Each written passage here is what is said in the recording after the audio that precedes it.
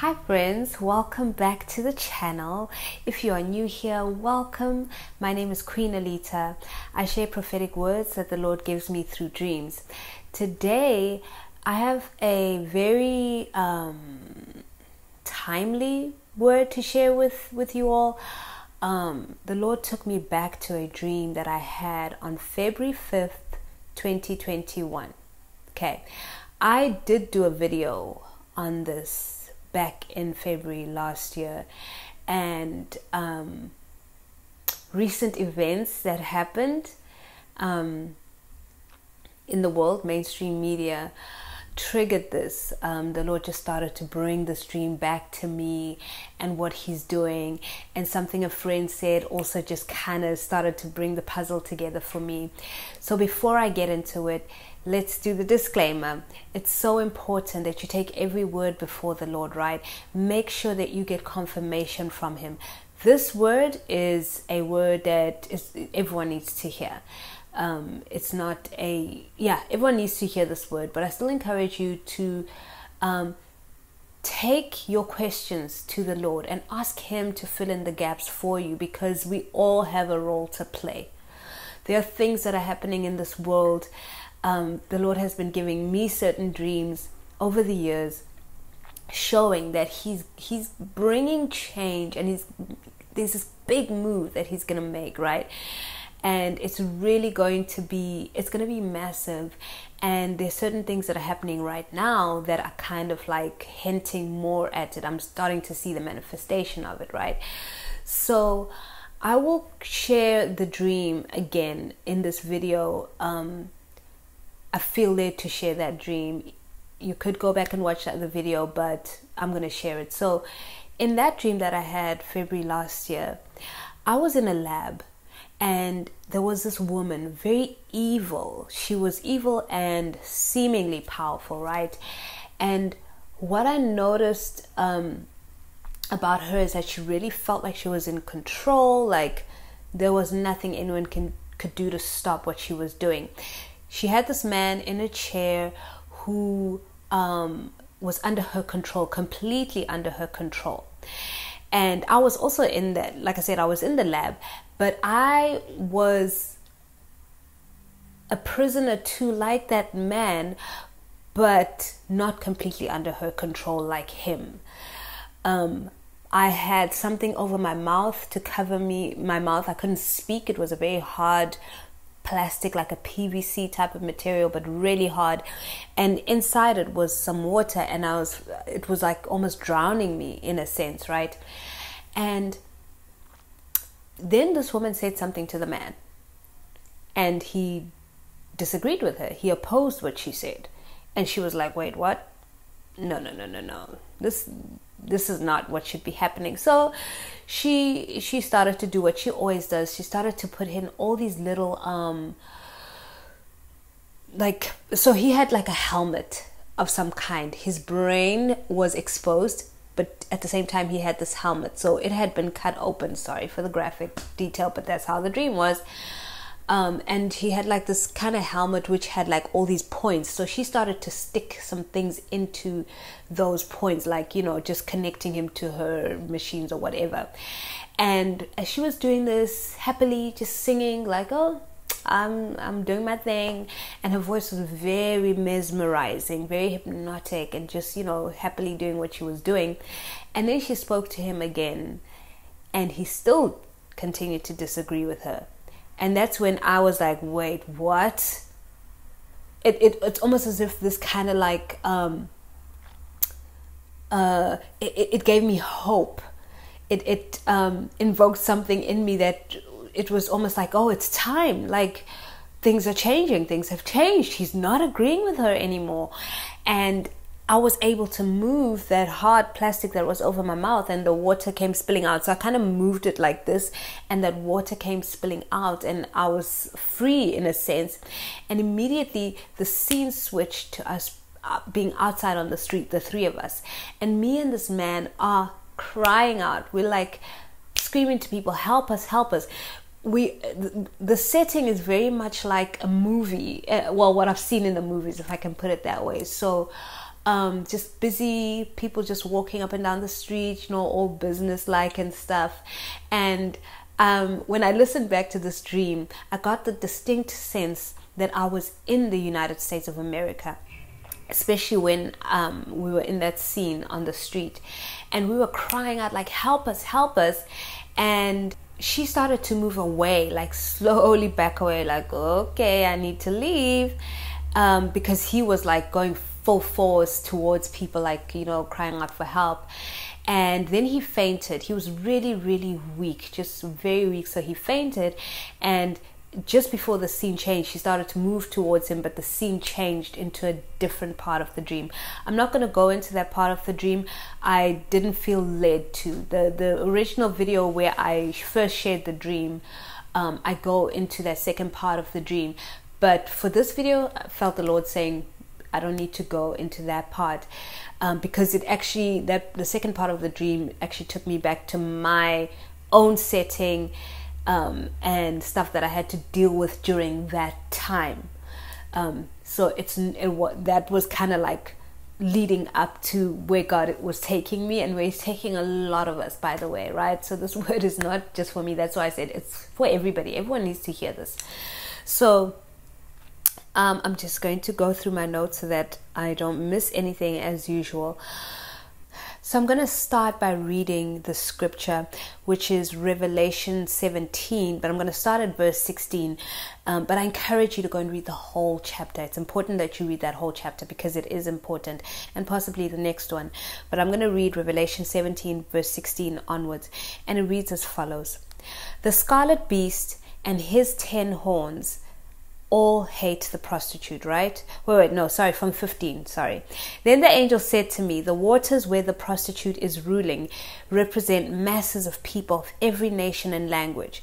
The scarlet beast and his 10 horns all hate the prostitute. They will strip her naked, eat her flesh, and burn her remains with fire. For God has put a plan into their minds, a plan that will carry out His purposes. They will agree to give their authority to the scarlet beast, and so the words of God will be fulfilled.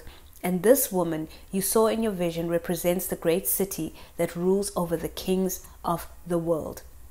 Friends, the woman in the dream is this very woman that the Lord was showing me in the dream, and it is the spirit of Jezebel, right? Let me not put my notes away. It is that spirit of Jezebel, that Jezebel spirit that has been here since the beginning. In the garden, that was the Jezebel spirit in operation. Nowadays, well, let me not say nowadays, let me rather say that the mainstream call it the narcissistic spirit or narcissistic personality disorder. It's nothing but the Jezebel spirit, and it has been running rampant for a long time.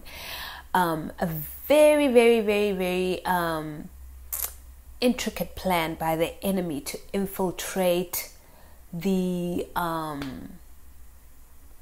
governments of the world. In order for Jezebel to be successful, she needs to tie herself or partner with someone in authority. So the Jezebel spirit is always attracted to positions of authority, right? So even in this dream, that woman representing that Jezebel spirit, and that man that was her prisoner, was like a world leader, a decision maker. But also on another level, the Lord showed me today is that man represents the mindset, right? So the fact that we're in a lab. A laboratory is a place where experiments are done, things are manipulated, organisms are manipulated. And what the Lord revealed to me was a manipulation of the mind, of mindsets, of ideas. And in this day and age, there's so much manipulation of just mindsets and people's minds, and what is morally correct and what is morally incorrect. The word speaks about there will come a time where, and I'm really paraphrasing, where good is seen as evil and evil is seen as good. We are in that time, people. We are in that time where we cannot even give a definition of a woman, what is a woman is a question. It's a big question right now. So things are everything is just being turned around. It's just going against God's design, right? So a manipulation of the minds has been happening. And me being in the lab, also bound in a sense, but not completely under this woman's control, speaks about those of us who have no choice, or basically it's like we've been gagged. You have to be careful what you say. You have to be careful what you call people nowadays. There's all of this the spirit of offense is rife. You can't say certain things because someone's going to get offended, and that's a big deal. Which is why the Bible speaks about offense and says, don't be offended. Why are you being offended? But it also comes from that Jezebel spirit. I almost said the narcissistic syndrome, but it's the same thing. It comes from that Jezebel spirit where people, it's a whole thing, y'all. Like, it stems from childhood, just trauma in childhood, and people just not growing up. Not like, if I can put it in the simplest terms, everyone that operates out of that spirit is a wounded child. There are things that happen in childhood that wounded them, and they're carrying that. They carry that throughout their adult life. A whole thing, y'all. So, but I want to stay on point because I can really go. The Lord has been speaking to me about this for a long time, a long time. That Jezebel spirit, that narcissistic personality disorder, and how it's all just the same thing, and how it's infiltrated into positions of authority. It's crazy. Like, I could do like a whole series, but let's focus. So, going back to the notes, I was just talking about the imagery and how me being there as well. So at some point, this woman was losing control. So just to go back to just some of the characteristics that she had, very mesmerizing voice, just seemingly in control, seemingly powerful, but not really, because this man was not agreeing with her anymore. And that the part about her voice being mesmerizing, it's like whatever the enemy has been doing has really been enticing to people. He has mesmerized, he has hypnotized the people to believe all of these lies, to believe that good is evil and evil is good. So that is the imagery of that mesmerizing voice, and that seemingly like there's, as if there is power when there really isn't, right? So at some point when in the dream where I realized that, hey, things are changing, I moved that thing that was covering my mouth, and the water fell out. It's that water because it felt like I was drowning. It represented a drowning out of the words of truth, right? The truth cannot be spoken anymore. The truth is offensive to people these days, right? So it was like this, it was representing that drowning out of the truth of what God says a thing is, right? So that's just going into the imagery. Okay, my battery died. I think I wanted to move on to being on the street. When I had the dream, I sensed, it felt like I was in the United States of America, which now makes sense because this is where the Lord has been speaking to me about for years now, that there's some work for me to do here. And for many, it's not just me, it's God is moving and shuffling people, shifting them left, right, and center. So it makes sense now. It's all starting to make sense, because now there's an exposure that's going to start happening. That man and I crying out on the street is like this exposure to say, listen, there are things that are happening that people don't really always understand. And obviously there is going to be like the enemy is going to try and shut that down, right? Because yes, in the dream, this woman started to move away, but just before the scene changed, after the man fainted, she started to move towards him, as if I got the sense that she was going to try and gain control of the situation. But the Lord didn't let that part of the dream play out. but an exposure is happening, and I've seen it in certain instances. A lot of well-known names being exposed, just here and there. It's coming up. But for example, right, what triggered me to go back to the stream was the Amber Heard versus Johnny Depp trial. I'm not good with sitting through court proceedings, so I didn't watch the trial at all, but I was drawn to it. I was very much drawn to it, and I knew that the verdict was going to be important, that how this trial ends would be important, and had a sense that it would end in Johnny Depp's favor, which is what happened. And so I watched a video yesterday, a 9-minute video. Thank goodness it was not 3 hours of court proceedings where they were reading out the verdict. So and in that moment, as I was watching this, this realization came that, hey, something is being exposed here, right? And then my friends and I were talking about it later in the day, and one of them said, my very good friend, he said, it's the Jezebel spirit, it's the exposure of the Jezebel spirit. And that's when it all just triggered. My mind just started working, because God had been speaking to me about the Jezebel spirit for so long, because the personality that I saw in Amber is a narcissistic personality, a Jezebel spirit, right? So then this dream came back to me, and everything that the Lord had been speaking to me about, and the exposure of it, right? So I was like, okay, Lord, I see what you are doing. It was the words of Johnny Depp. In his statement, he said something about, I have my life back. I am truly humbled. In that part, when I heard that, I heard the Lord say vindication. Jezebel thinks that she won over so many people's lives. And this is where it came down to a personal level now.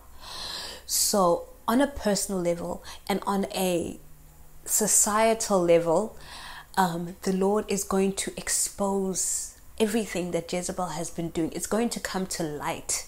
One of the things, the catchphrases coming out of this trial that I kept coming across was, I think Amber said to Johnny, tell the world and see if they'll listen. And now seeing comments of, he told the world and they listened. And that really struck me. It's just certain things about this trial. I knew that it was going to be important. Of course, I didn't have the patience to watch all the proceedings, but I knew. And the Lord just spoke to me and said, this is what I'm doing for my children. Vindication is coming. The truth is going to come out. So even on a personal level, if you have found that lies have been spoken about you, that's happened to me, where people didn't even take the time to pick up a phone and say, I want to know, or ask me questions. Decisions were made, things were concluded, without even so much as getting to know me. And in some other instances, it's people really close to me. And even so, I'm speaking to all of us, right?